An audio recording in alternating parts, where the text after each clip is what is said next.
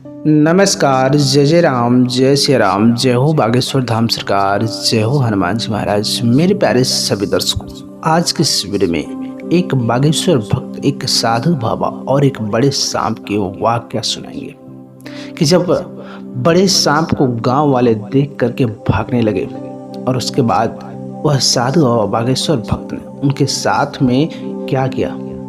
इस घटना को जानने के लिए आप इस वीडियो के अंत तक अवश्य बने रहिएगा। अगर आप ऐसी कहानी में रुचि रखते हैं, आप इस वीडियो के अंत तक बने रहिएगा। तो चलिए बिना देरी के इस कहानी को शुरू करते हैं। एक समय की बात है, एक जगह पे एक शहर नुमा एक छोटा सा गांव था।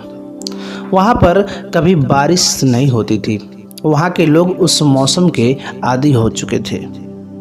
वहाँ के लोग कोसों दूर मीलों तक जाते थे पानी भरने के लिए, और पानी भर के लाते थे, उनकी हालत खराब हो जाती थी। वहीं पर रेत का एक समंदर था, जहाँ छोटे छोटे मिट्टी का पहाड़, रेत के टीले बने हुए थे, जहाँ पर केवल रेत निकलती थी। वहाँ की सूखी लकड़ियों को जला करके वह लोग भोजन को पकाते थे। वहाँ के रहने वाले लोग किसी मजहब को नहीं मानते थे। किसी ने कहा कि यहाँ पर पहले मीठी पानी की नदी बहती थी। जहाँ पानी हो वहाँ पर आसपास पेड़ जरूर ही उगेंगे, लेकिन भगवान का ऐसा कहर हुआ कि वहाँ पर कहीं आसपास पेड़ नहीं दिखाई देते। वहाँ के लोग कभी भी इस बात का जिक्र नहीं करते थे कि आखिरकार हमारे यहाँ पेड़ पौधे नहीं उगते हैं, हमें पानी लेने जाना पड़ता। कभी एक समय था कि यहाँ मीठी नदियाँ बहती थी। इस बात का जिक्र एक वहाँ का बुजुर्ग आदमी करता है। वह कहता है, लगता है हम लोगों के ऊपर कोई आफत आ चुकी है, नहीं तो यहाँ पे तो बहुत पहले मीठी नदी बहती थी, जिससे यहाँ के आसपास के गांव के सभी लोग इस नदी का फायदा उठाते थे। लेकिन अब तो मीठी पानी की नदी नहीं रही। अब पता नहीं लोग क्या करेंगे, मेरे साथ क्या होगा। एक बार उस रेगिस्तान से एक भगवान के भक्त, एक साधु बाबा गुजर रहे थे। उनकी उम्र लगभग 120 साल की थी और उन्हें भगवान का आशीर्वाद था कि उन्हें कोई सांप काटेगा तो उनको कोई असर नहीं होगा। दूर दूर से लोग उस साधु महात्मा के पास में आते थे। सांप के काटे हुए लोग आते थे और अपना इलाज करा करके ठीक होकर के चले जाते थे। लेकिन वह भगवान के भक्त कभी किसी एक गांव में अस्थायी नहीं रहते थे। वो हमेशा एक दूसरे गांव में सफ़र करते रहते थे। और जो साधु महात्मा अस्थायी नहीं रहते हैं, घूमते रहते हैं, वो लोगों का नेक काम करते हैं और लोगों की सहायता करते हैं। अब वो साधु बाबा जो थे, वो धीरे धीरे करके एक पहाड़ी पर जा बसते हैं। एक पहाड़ी पर कुटिया बना करके रहने लगते हैं। दूर बहुत पहाड़ी थी, उस पहाड़ी के ऊपर जा कर के कुटिया बनाकर रहने लगते हैं। वहाँ पर रह के भगवान की भक्ति भाव करते हैं। निश्चिंत हृदय से, प्रेम भाव से पहाड़ी पर रह के अकेले शांत भाव में वो भगवान की भक्ति भाव करते हैं। महीनों बीत जाते थे, वो बिना कुछ खाए पिए वो भगवान की भक्ति भाव करते रहते थे। अभी इस साधु महात्मा को आए हुए 3-4 दिन ही हुए थे कि वहाँ पर कुछ बच्चे आते हैं।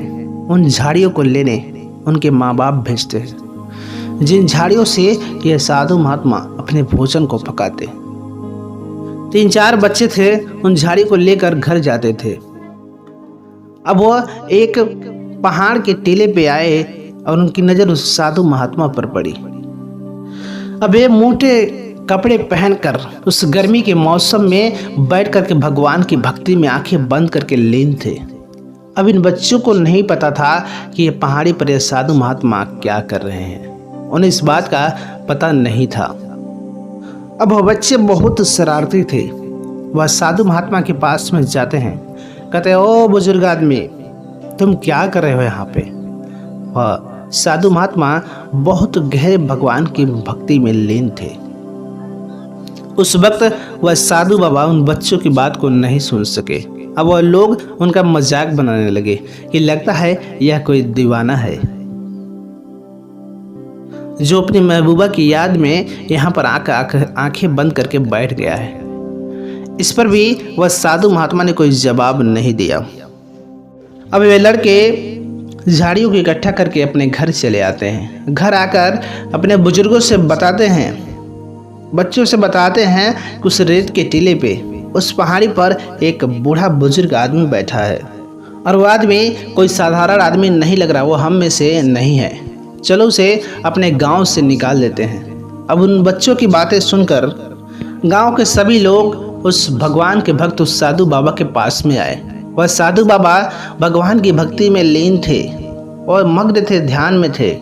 उस समय गांव के लोग उस साधु महात्मा के पास में आए कि आखिर यह क्या कर रहे हैं। हम लोग आज तक ऐसे किसी व्यक्ति को नहीं देखा जो आंखें बंद करके ऐसे शांत भाव में बैठा हो।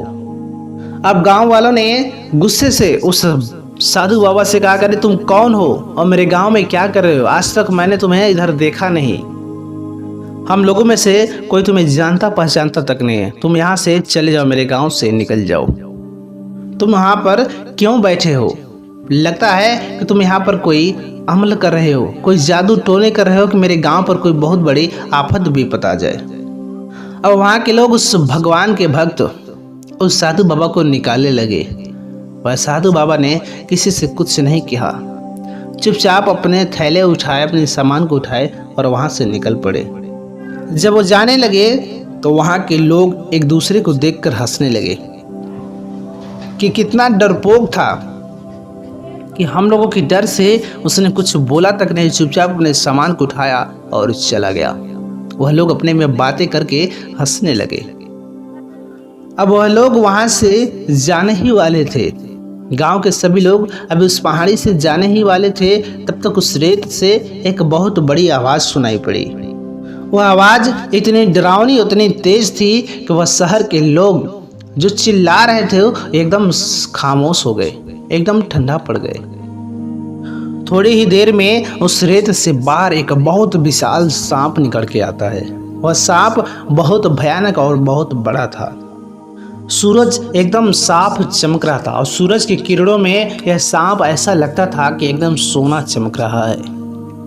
सोने के अलावा उस सांप का कोई दूसरा रंग नहीं था। लोग उसे देख करके काफी दूर जा करके खड़े हो गए। उस जगह के लोग पहली बार ऐसे सांप को देखा था और देख करके बिल्कुल हैरान हो गए। अब किसी ने सोचा कि चलो उसको मारते हैं। किसी ने अभी लकड़ी उठाई, वह जमीन पर ऐसे खड़ा हो गया कि मानो उसके सामने पूरे आदमी चींटियों की तरह दिखने लगे और सांप की आंखें उबल कर बाहर आ गई। सांप की ऐसी आंखें थी कि ऐसे इन लोगों ने कभी सांप की आंखें नहीं देखी थी। वो इतना बड़ा हो गया कि उसके सामने लोग चींटी के समान दिखने लगे। वह सांप पूरे गुस्से से लाल इनके ऊपर आकर के खड़ा हो गया। ये सभी लोगों ने वहां से पीछे हट गए और इन्हें अंदाजा लग गया कि यह सांप इन लोगों से कहीं ज्यादा ताकतवर है।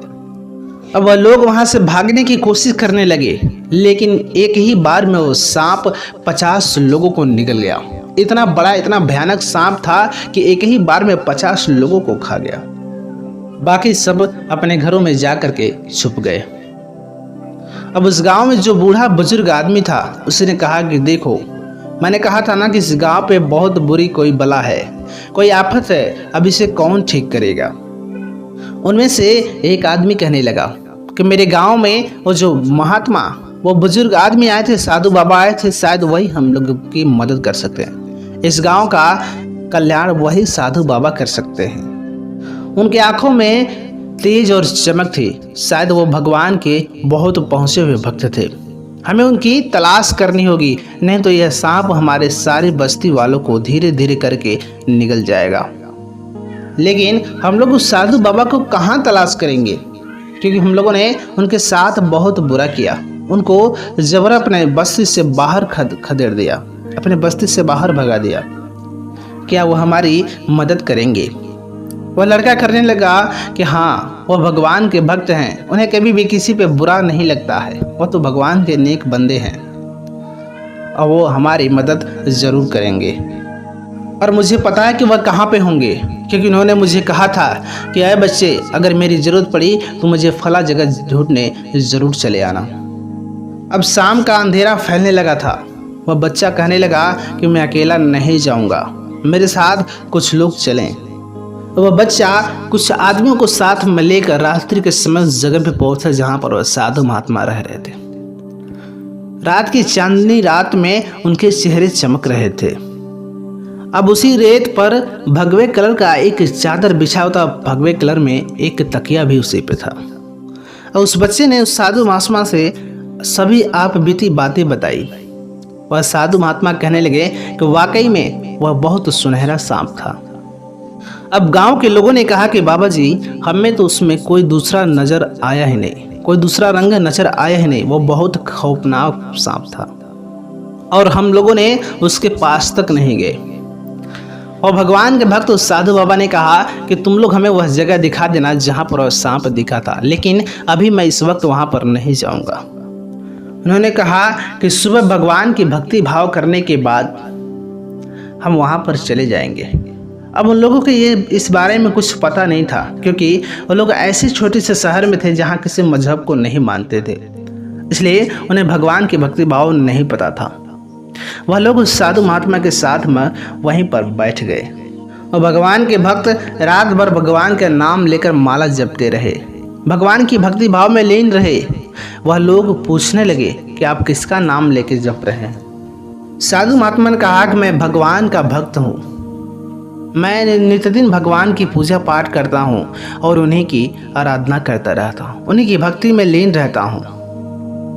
वह एक भगवान है और उस सांप को उसी भगवान ने बनाया है जिससे तुम लोग डर रहे हो। और जो लोग भगवान को मानते, भगवान पर विश्वास करते हैं, उन्हें उस सांप से डर नहीं लगता है। लोगों ने कहा कि अगर यह बात सत्य है तो हम भी आप लोगों के साथ भगवान का भक्ति भाव करेंगे, आपके साथ सारी ज्ञान की बातें सीखेंगे, सनातन धर्म को अपनाएंगे, भगवान की भक्ति भाव करेंगे, लेकिन इससे पहले आपको सांप को वहाँ से हटाना होगा। अगर वह सांप वहाँ से हट जाता है तो हम लोग भगवान पर विश्वास करने लगेंगे, पूजा पाठ करने लगेंगे, अपने गांव में भव्य एक मंदिर बनाएंगे जिसमें भगवान का भजन कीर्तन करेंगे। अब सुबह होती है, वह भगवान के भक्त पूजा पाठ करने के बाद अब उस जगह पर पहुँचते, वहाँ पर लोगों की भीड़ इकट्ठी हो जाती है। अब रेत का टीला था, वहीं पर लोगों ने बताया यहीं पर सांप आया था। अब वह साधु महात्मा वहीं पर एक गोला बनाते हैं, एक रेखा खींच कर गोला बनाते हैं और कहते हैं कि हे भगवान, उस सांप को इस गोले में लाना होगा। सुबह से शाम हो जाती है भगवान का ध्यान करते करते, लेकिन वह सांप नहीं आता है।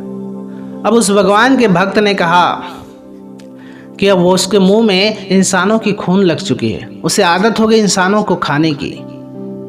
अब लोगों के अंदर बहुत डर पैदा हो गया। साधु बाबा ने कहा कि इंसानों के साथ साथ इस गांव के जानवरों को भी खतरा है, इसलिए उस सांप को यहाँ से निकालना बहुत जरूरी है। अब उस रेत के टीले को लोग खोदना शुरू कर दिए, वह साधु महात्मा भी अपने छड़ी से खोदना शुरू कर दिए। तब तक उस छड़ी से जब खोद रहे थे वहीं से जोर की आवाज़ सुनाई पड़ी और उस आवाज़ को सुन के उस गांव के उस बस्ती के लोग वहाँ से कुछ दूरी भाग कर खड़े हो गए। वह सांप बिल्कुल पहले के जैसे अपने रंग में आ करके ऐसे जोश में खड़े होकर के सबके ऊपर खड़ा हो गया और आज उसने अपने फन को भी फैला दिया था, जिसमें से ऐसे मालूम पड़ता था कि आग निकल रही है। लोगों ने देखा इस साधु महात्मा का चेहरा खुशी से खिल गया है, मालूम पड़ता उन्हें कोई खजाना मिल चुका है। लोग उस सांप से दूर भगे थे, लेकिन यह साधु महात्मा उस सांप के आमने सामने खड़े थे। और भगवान के भक्त उस साधु बाबा ने कहा कि ऐ सांप, तुझे भी उसी ने बनाया जिसे हम लोगों ने बनाया है, हमें जिसे बनाया है और वही तुम्हें भी बनाया है, इसलिए तुम इंसानों को खाना छोड़ दो, क्योंकि भगवान ने भी तुम्हें बनाया और भगवान ने भी हमें ही बनाया है, इसलिए हम लोगों का भी जीने का हक है, इसलिए तू यहाँ से हट जा। अगर तू यहाँ से नहीं हटेगा तो मैं तुझे मार दूंगा, इसलिए अगर तू शराफत से आकर के मेरे थैले में बैठ जाता है तो समझ के तेरी जान बख्श दी जाएगी। अब वह सांप शांति भाव से वहीं पर बैठ गया और यह साधु बाबा उस सांप के चारों तरफ दायरा खींचने लगे। धीरे धीरे करके जैसे दायरे को खींच रहे थे वह सांप पीछे की तरफ भाग रहा था। लोगों ने देखा कि वह सांप जैसे जैसे यह दायरा को खींच रहे थे वह पीछे भाग रहा था। धीरे धीरे करके इन्होंने चारों तरफ से दायरा खींच दिया और अपने छड़ी को उस सांप की तरफ बढ़ा रहे थे। उसके बाद वह सांप ऐसे उछल पड़ा जैसे मानो कि साधु महात्मा को खा जाएगा। लोग समझे कि साधु महात्मा तो अब मर गए। अब वो सांप कितना भी उछल रहा था, लेकिन वह दायरे से 1 इंच भी बाहर नहीं आता है, उसी में गिर पड़ता है। सब लोग हैरान थे कि वह सांप उस दायरे से बाहर क्यों नहीं निकल पा रहा है। और वह सांप धीरे धीरे करके वहीं पर सिकुड़ने लगा, वहीं पर शांति से गोल हो करके शांत हो गया। उसके बाद यह भगवान के भक्त साधु बाबा उसके ऊपर कपड़ा डालते हैं, उसके बाद छड़ी की मदद से उस सांप को अपने थैले में डाल लेते हैं।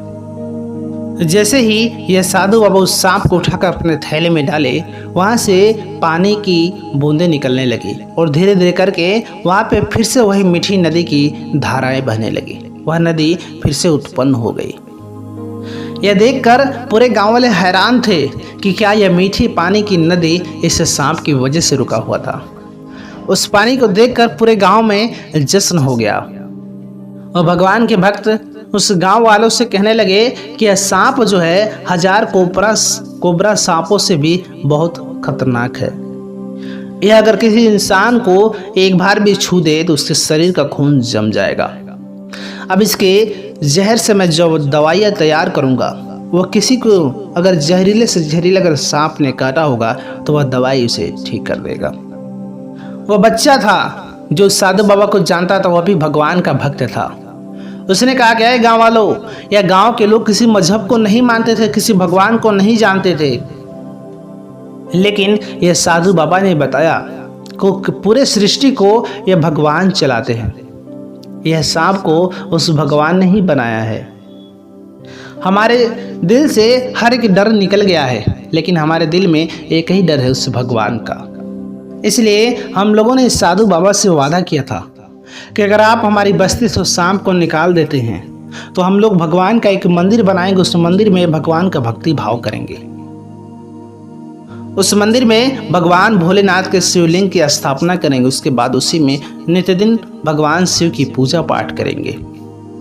लेकिन इन्होंने तो उस नदी को भी हमारे गांव में दोबारा उत्पन्न करा दिया।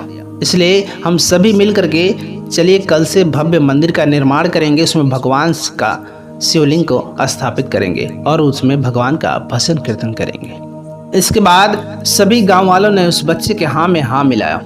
उसमें से एक बूढ़े बुजुर्ग ने कहा कि हमें मालूम था कि किसी न किसी दिन भगवान का कोई नेक बंदा आएगा और हम लोगों का जीवन कल्याण करके चला जाएगा। इसलिए हे साधु महात्मा, आपको हमारे गांव में रहना है, उस मंदिर में रह के भगवान का पूजा पाठ करते रहिएगा और आप जो कहेंगे वही हम लोग करेंगे, क्योंकि आपके आने से हमारे गांव में फिर से हरियाली लौट आई, हमारे गांव में मीठी नदी फिर से लौट आई। इसलिए आपको इस गांव में रहना है, उस मंदिर में जो मंदिर हम लोग बनवाए उस मंदिर में पूजा पाठ करना है, भगवान का सेवा करना है और आप ही के कहे गए रास्ते पे हम लोग भी चलेंगे। उस साधु बाबा ने कहा कि आप सभी लोग तैयार हैं। सब लोग एक साथ आवाज़ दिया कि हाँ हम तैयार हैं। वह साधु बाबा भगवान के नाम का जयकारा लगाया और सब लोग सनातन धर्म को अपनाए, भगवान को मानने लगे और उस गांव के सभी लोग अपना सुखमय जीवन व्यतीत करने लगे। मेरे प्यारे सभी दर्शकों, ये कहानी यहीं पर समाप्त होती है। यह कहानी आपको कैसी लगी कमेंट बॉक्स में ज़रूर बताइएगा। अगर आप भगवान के सच्चे भक्त हैं, सच्चे सनातनी हिंदू हैं, तो आप कमेंट बॉक्स में जय जय राम जय श्री राम जरूर लिख दीजिएगा। मिलेंगे आपसे एक और नई कहानी के साथ, तब तक के लिए नमस्कार।